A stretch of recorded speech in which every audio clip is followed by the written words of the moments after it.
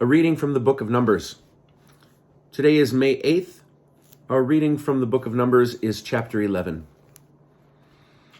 The people took to complaining bitterly before the Lord. The Lord heard and was incensed. A fire of the Lord broke out against them, ravaging the outskirts of the camp. The people cried out to Moses. Moses prayed to the Lord, and the fire died down. That place was named Taberah, because a fire of the Lord had broken out against them. The riffraff in their midst felt a gluttonous craving, and then the Israelites wept and said, "If only we had meat to eat. We remember the fish that we used to eat free in Egypt, the cucumbers, the melons, the leeks, the onions, and the garlic. Now our gullets are shriveled. There is nothing at all, nothing but this manna to look to." Now the manna was like coriander seed in color, and it was like bdellium. The people would go about and gather it, grind it between millstones, or pound it into a mortar, boil it in a pot, and make it into cakes. It tasted like rich cream. When the dew fell on the camp at night, the manna would fall upon it. Moses heard the people weeping, every clan apart, each person at the entrance of his tent. The Lord was very angry, and Moses was distressed. And Moses said to the Lord, "Why have you dealt ill with your servant, and why have I not enjoyed your favor, that you have laid the burden on all the people upon me? Did I conceive all this people? Did I bear them? That you should say to me, 'Carry them in your bosom as a nurse carries an infant, to the land that you have promised on oath to their fathers?' Where am I to get meat to give to all these people, when they whine before me and say, 'Give us meat to eat'? I cannot carry all this people by myself, for it is too much for me. If you would deal thus with me, kill me rather, I beg you, and let me see no more of my wretchedness."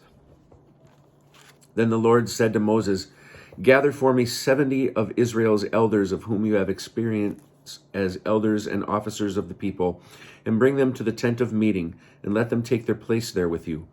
I will come down and speak with you there. I will draw upon the Spirit that is on you and put it upon them. They shall share the burden of the people with you, and you shall not bear it alone. And say to the people, 'Purify yourselves, for tomorrow you shall eat meat, for you have kept whining before the Lord and saying, "If only we had meat to eat. Indeed, we were better off in Egypt. The Lord will give you meat, and you shall eat. You shall eat not 1 day, not 2 days, not even 5 days or 10 or 20, but a whole month, until it comes out of your nostrils and becomes loathsome to you. For you have rejected the Lord whom is among you by whining before him and saying, 'Oh, why did we ever leave Egypt?'"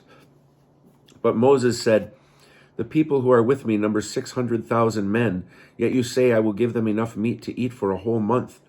Could enough flocks and herds be slaughtered to suffice them? Or could all the fish of the sea be gathered for them to suffice them?"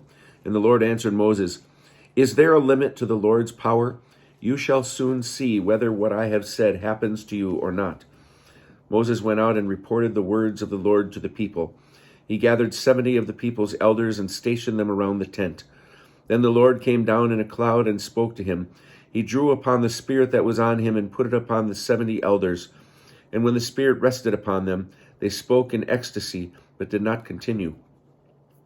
2 men, one named Eldad, the other Medad, had remained in the camp, yet the Spirit rested upon them.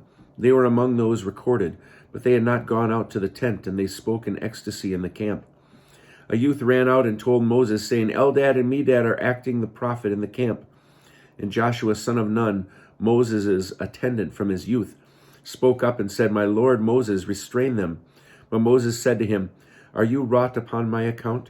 Would that all the Lord's people were prophets, that the Lord put his Spirit upon them." Moses then re-entered the camp together with the elders of Israel.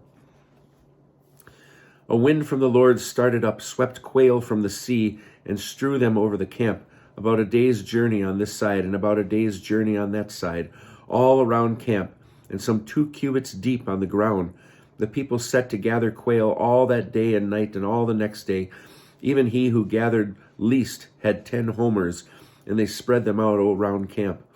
The meat was still between their teeth, nor yet chewed, when the anger of the Lord blazed forth against the people, and the Lord struck the people with a very severe plague. That place was named Kibroth Hattava, because the people who had craving were buried there. Then the people set out from Kibroth Hattava for Hazeroth.